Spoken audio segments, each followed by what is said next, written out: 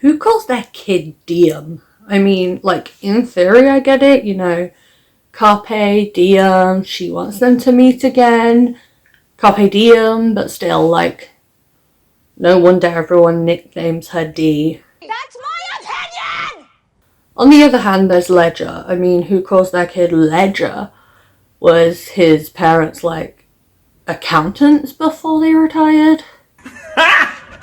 Got him! That was an awful joke. Like, that was so bad that it wasn't even a joke. It's almost hurtful to me to watch her be so dumb. Okay, let's talk about reminders of him, because if you've read the book and then watched the film, you may have walked away thinking, what did I watch? What was that? I don't know. On the other hand, people who haven't read the book and went into the movie... Jared, could you read number 23 for the class? No, I cannot. What up? I'm Jared, I'm 19, and I never fucking learned how to read. I think that they enjoyed it as it was. I can say that because I went with Zoe, you know, my partner in crime here at Tales and Teacups, and she hadn't read the book before going in and watching the film, and she seemed to really enjoy it, and she cried multiple times. Sorry to call you out. I cried as well at the film, but I think I definitely cried more at the book, which we'll get into later. The book is a New York Times bestseller, and on Goodreads it has a rating of 4.33 by over 1 million people. I know Colleen Hoover is like one of those Marmite authors, you know, you either love them or hate them. Personally, I hate Marmite, but I do enjoy reading Colleen Hoover's books. I have read a lot of them. I had also read It Ends With Us and then watched the movie adaptation of that, and I wrote a blog post if you wanted to check it out, discussing like similar things that I'm going to be discussing in this video. It's great, at least I think so. I guess you'll have to give it a read after you watch this, of course. Like, watch all of this. Anyway, back to reminders of him.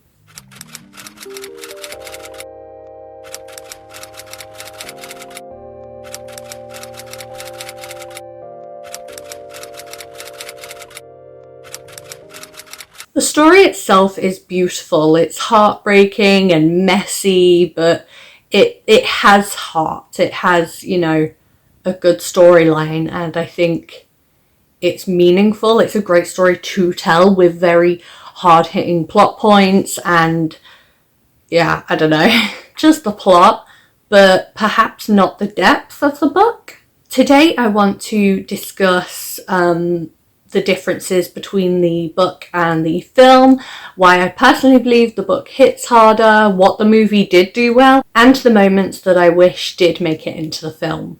The heart of the story. At its core, Reminders of Him is about a woman trying to rebuild her life after a devastating mistake. Kenna comes home after 5 years in prison, desperate to reconnect with her daughter. But everyone around that little girl wants her gone. The only person willing to see her as more than her past is Ledger, and that connection becomes the emotional centre of the story. The book gives this space to breathe. It lets you sit with Kenna's guilt, her grief, her hope. You feel every step of her trying to earn forgiveness. The movie, on the other hand, kind of speeds through it. A little disclaimer that I'd like to make: I'm aware that the book obviously contains a lot more than the movie can, because, you know, there's only a certain amount of time that a movie can be, whereas books, you know, you read them for hours, you can include so much more detail. I think anyone who's read an epic book, they're massive, they're like tombs, you know, so I think that is an important disclaimer to make. This film itself is already like 2 hours long, but again, I do think, you know, it's obvious things did need to be cut. What the movie actually did well. Before I get into the book and film differences, I actually do want to give the movie some credit. The soundtrack. I absolutely loved it. Down, let's get the show on the road. Right, let's crank the tunes up, everyone. My favourites were the cover of Stand By Me by Stephen Wilson Jr. and Yellow by Morgan Harper-Jones. I also can't get Light Over the Hill by Noah Cypress and The Night We Met by Lord Huron. Lord Huron? I have no idea if I said that right. I was happy to discover Spotify had the official Reminders of Him soundtrack available. One thing the movie nailed was definitely the soundtrack, and those who watched it, I hope they would agree.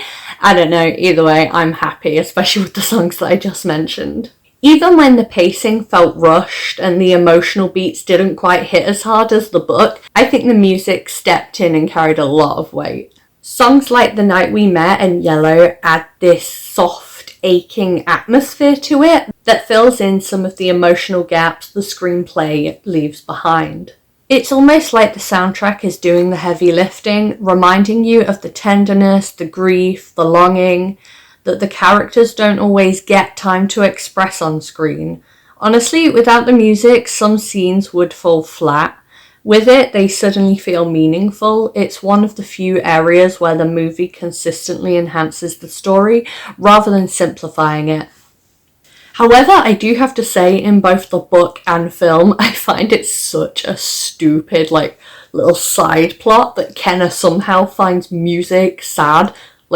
All sad, she doesn't like music. I can think of a few songs that make me happy and sing and dance, and I'm sure everybody else can. So yeah, I think it's a pretty stupid point, and I also think it was a pretty easy task for Ledger to make that playlist. So anyway, Ledger's small acts of kindness are still there. Another thing that I genuinely liked was the little acts of kindness that Ledger still did, in the movie. It really shows that he is a good guy. He's not just doing it because he's attracted to Kenna. He is a genuinely good guy. He coaches DM's T-ball team, even though he's not her parent, he's a substitute parent, which is great. That's amazing in itself. He also houses his best friend above the bar that he owns, Roman. I really love Roman. Obviously he still pays rent, but considering he'd probably be dead without Ledger, Ledger gives him a job and a home to pull himself together. In the book, Ledger isn't defined by big romantic speeches or dramatic declarations. He's defined by the small stuff, the way he shows up, the way he pays attention, the way he tries to do the right thing, even when it's complicated. Back to Roman briefly, I also adore that Ledger buys a new mug for him every single week as a way of celebrating his sobriety. It's so funny, it's such a silly, quirky thing, and the bar is filled with all of these mugs, and Ledger still insists on buying a mug every single week. Mugs can be pretty cheap and whatnot, but it stacks up in price, if you're buying one every week. Did I say how much I love Roman? I love Roman. And the movie preserves all this. Even with the rushed pacing, you still see those subtle moments where Ledger is just good. Not perfect, not heroic, just kind. And that matters because those tiny actions are what makes his connection with Kenna believable. They're the kind of actions that make Ledger feel like a real person and not just a random plot device. So even though the movie cut a lot, I'm really glad they didn't cut that aspect of him. Scotty's personality shines through. For a character who isn't physically present for most of the story, Scotty is surprisingly well portrayed in the film. His humour, his energy, that carefree spirit he had, it all comes through in the flashbacks. And I think that's important because Scotty isn't just a memory. He is the emotional anchor for every single character in this story. I mean, it's Scotty who the book is named after. Reminders of him. He is the him. If he feels flat, then I believe the whole story would just fall apart. But the movie gives him just enough life to show why Kenna loved him so much, why Ledger misses him so much, and why Patrick and Grace are so protective of Diem and grieve still to this day. I do wish we got more of him, especially more scenes showing his friendship with Ledger, but what we do get feels authentic. Roman deserved more screen time. Remember how much I said I loved Roman? Well, I don't think there was enough of him in the film. He deserved more time. Roman is one of those characters that add warmth and humour to the book. He's funny, he's supportive, and he's very grounding in terms of his relationship with Ledger. Ledger goes to him to vent and he confides in him about Scotty and about Kenna. I think he brings out a side of Ledger that we obviously wouldn't be privy to in the movie if he wasn't a character to sort of bounce off of. In the film, he's there, but not enough, in my opinion. It's thanks to Roman that Ledger goes and sees Kenna again after he dragged her away from Grace and Patrick's house. Roman plays the devil's advocate in the sense that he's there to remind Ledger that Kenna isn't a stone-cold killer. Beautiful. This is the skin of a killer, Bill.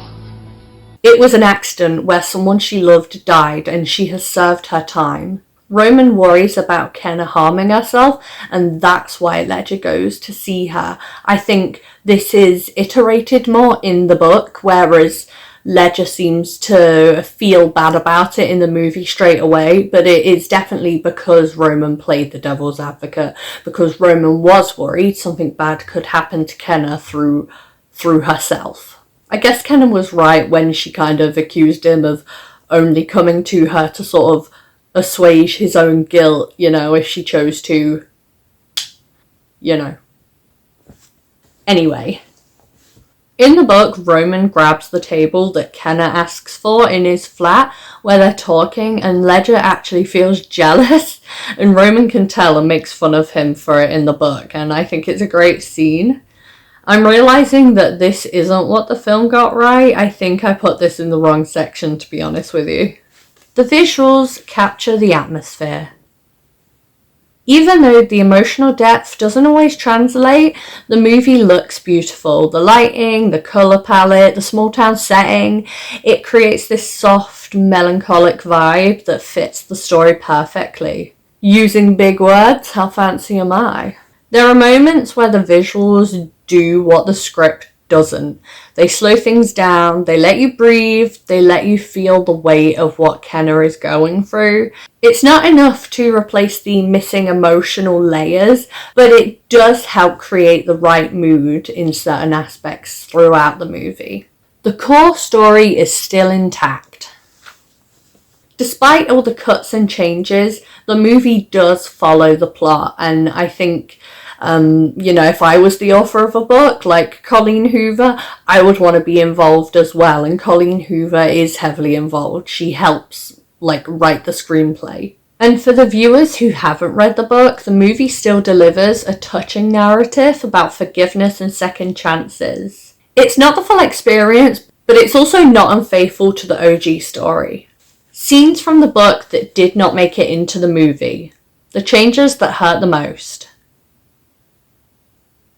The film is obviously shorter than the book, which I have said many times. So let's get into them, and the first one definitely hit the hardest for me, and I might babble a tiny bit. But what's new? The $4,000 engagement ring. This one stings, a huge emotional detail that was completely cut. I was really looking forward to seeing that in the movie. This was a beautiful scene in the book that shows the nature of Scotty and Kenna's relationship and the fun they have when they go into an antique store and she sees that ring. It was expensive, so he couldn't buy it, so she asked for those finger things. You know those finger things? The little, things that go on your fingers? I don't know what I'm saying. In the book, the engagement ring is more than a piece of jewellery. It's a symbol of Scotty's love, Grace's grief, and Kenna's connection to the life she lost.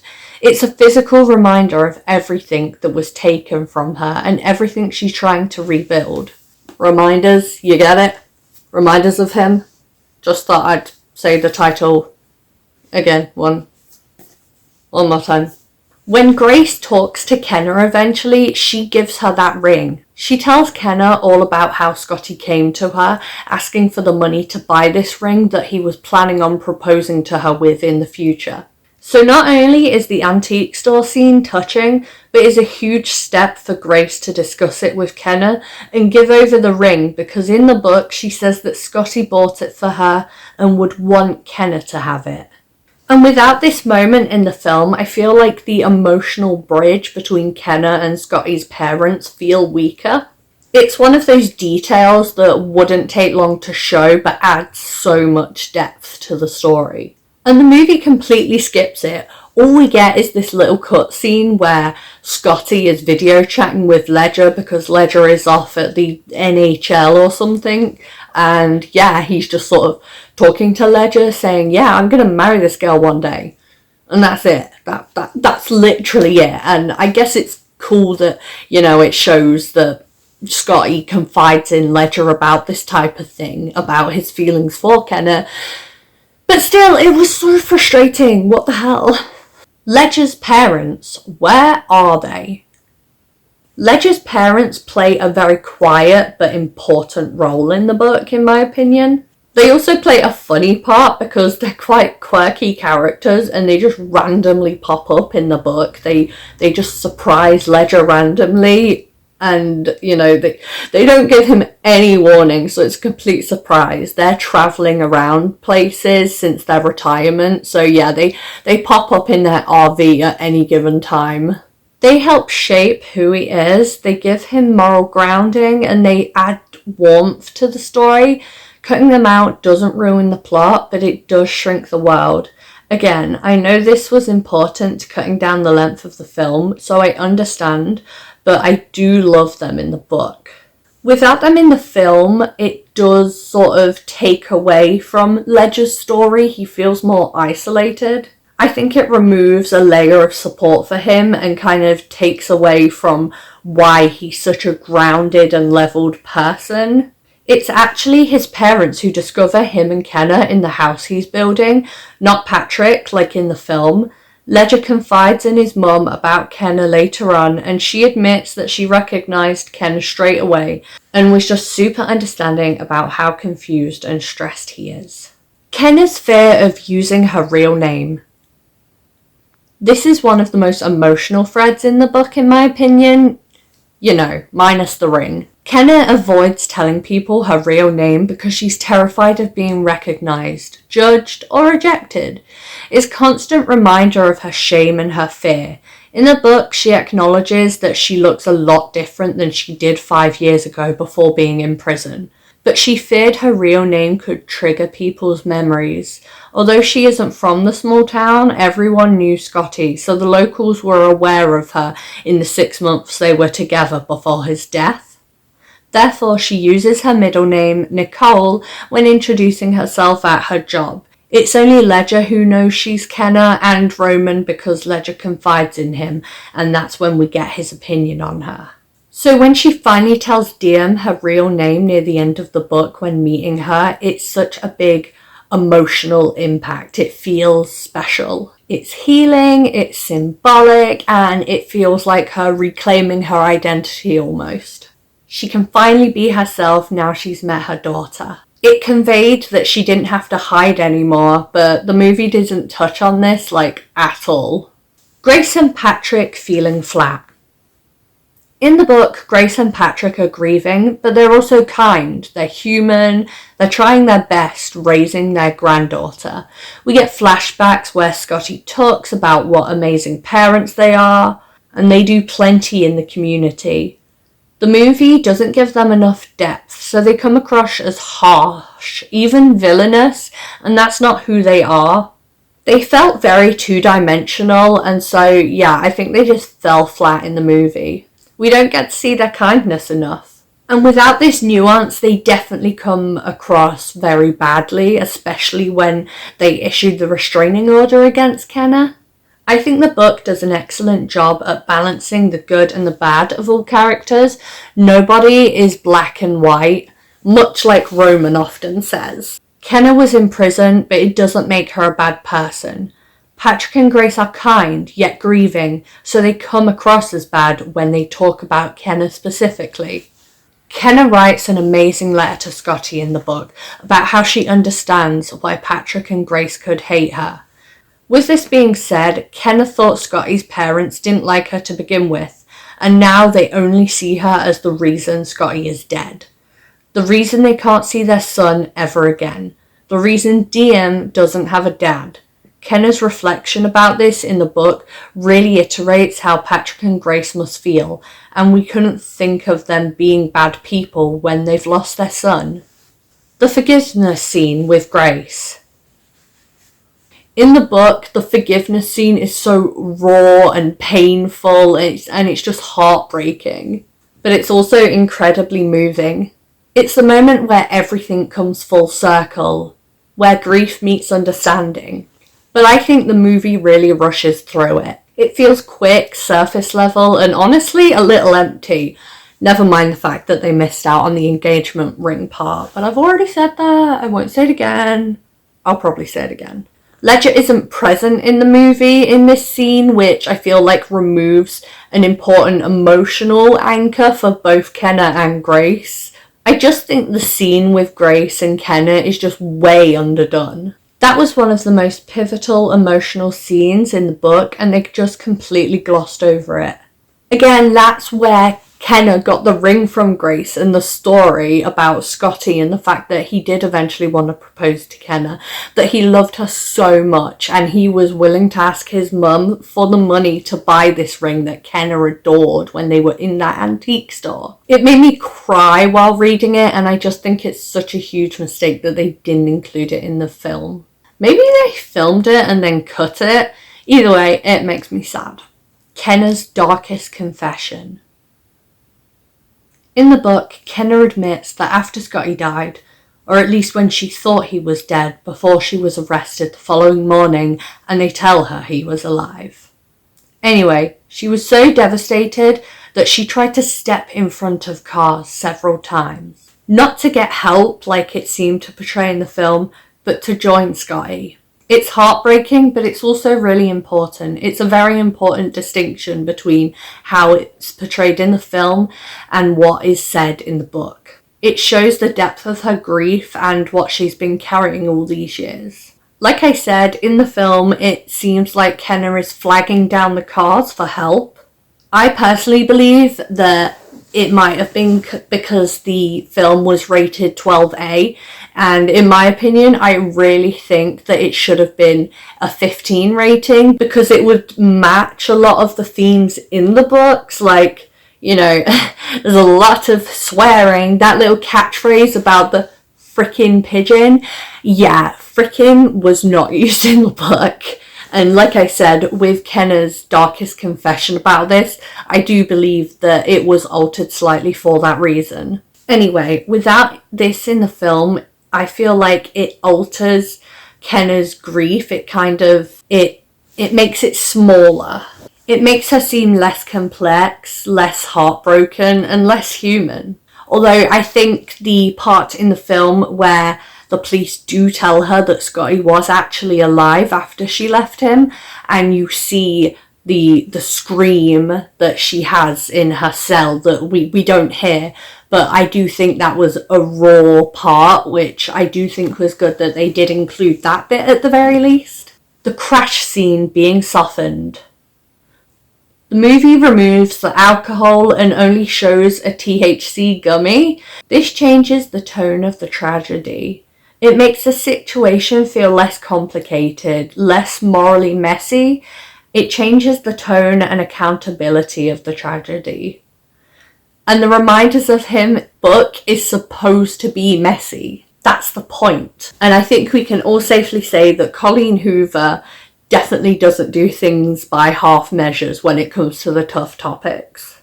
Ledger and Scotty's friendship. We barely see it in the movie.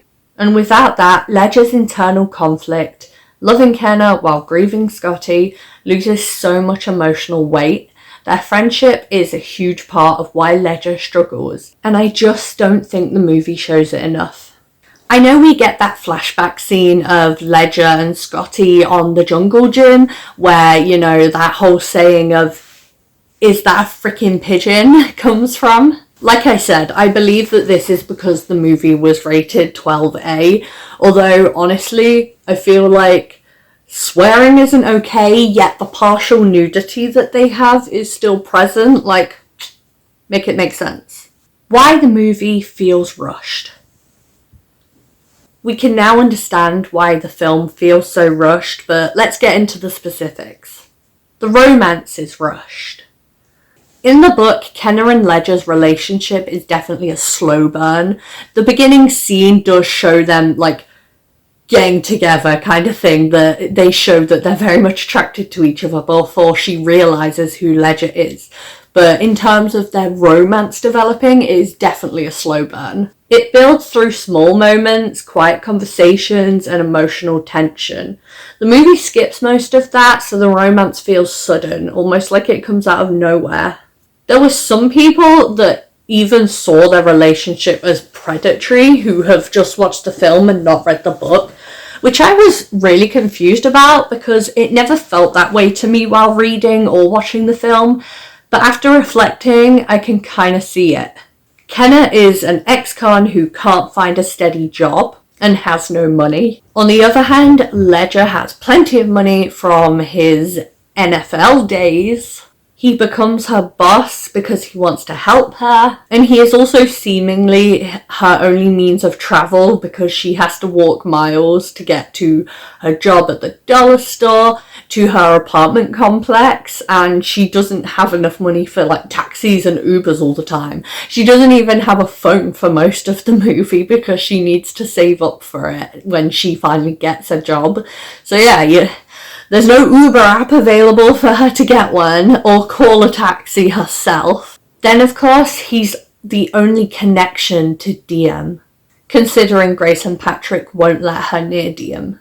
When it's listed like this, I kind of see it. The forgiveness arc is compressed. The book spends a great deal of time exploring grief, guilt, and forgiveness. The movie condenses all of that into a few short scenes. It doesn't give the characters space to process anything, so the emotional payoff feels unearned. The emotional depth is missing. So much of the book's power comes from Kenna's inner monologue, her letters, her guilt, her memories. The movie can't show that, so it relies on visuals and dialogue. And while the visuals are beautiful, they can't replace the emotional depth of being inside Kenna's head. I feel like so many movies could utilize this. Like, I don't see a problem with like using voiceovers for certain people's opinions, but yeah, like I say, I feel like it's underutilized. Maybe it's just me. Kenna's reintegration happens too quickly. The reality of reintegrating after prison. One thing the movie barely touches, and honestly one of the most important parts of Kenna's story, is just how hard it is for people to reintegrate into society after prison. And I don't just mean finding a job or a place to live, I mean the emotional, social, and psychological weight that follows you everywhere you go. When someone gets out of prison, they don't just waltz out and go back to their everyday life. That life is gone. Their routine is gone. Their old relationships are strained or broken. The trust people had in you is just not there anymore. You're constantly trying to prove that you're not the worst thing you've ever done, and that sounds kind of exhausting to me. The book gives you space to feel all that. You sit inside Kenna's head. You feel her fear, her hesitation, her hope, her guilt. You understand why she moves the way she does. The movie doesn't really get time to explore that, and for this reason I feel like Kenna loses quite a lot of emotional depth. Reintegration isn't just a plot point, it's a battle, and Kenna's story shows how lonely and complicated that battle can be. It's not just about getting a second chance, it's about you believing you deserve one in the first place. Final thoughts. The Reminders of Him movie isn't bad. It's just undeniably incomplete to me. Colleen Hoover's story is gritty and heartbreaking and so real. It doesn't hold back against punches, and maybe that's why I heard so many people in the cinema crying at certain scenes. If you've read the book, I think you know why it hits so much harder. The book just hits harder every single time. The book gives you that depth in every chapter, in Kenna's letters, in her guilt, in her slow healing, in the tiny moments that build her back into a person again. It lets you sit with her pain long enough to understand it, and it lets you sit with her hope long enough to believe in it. The movie, on the other hand, gives you the broad strokes. It tells you the story, but doesn't necessarily always let you feel it. And I don't think that's because the filmmakers don't care, it's simply because you just can't fit that kind of thing in a 2-hour movie. Some stories need space, sometimes they need a little silence. They need the kind of internal reflection that only a book can truly provide. More pain, more healing, more love, more complexity, and more humanity. Like I said, the film tells the story, the book makes you feel it. The movie gives you the plot, but the book gives you the heart. The book doesn't just tell you Kenna's story, it invites you into it. It lets you feel the weight she carries and the relief she earns. It lets you understand why her journey matters. So yes, the movie is a nice companion, but the book wins. The book is the experience. I actually watched a video essay about the movie from Uncarly, which was hilarious and quite cutting, so you should watch that as well for some very funny insights. I'll put the link in the description below. Anyway, that's my spiel finished. I really hope you enjoyed this video. Please subscribe here, like, comment, go to my other social media platforms for Tales in Teacups, or take a look at our shop and all the book themed merchandise we have. We actually have some offers on right now, so go have a look. Thank you for watching. Bye!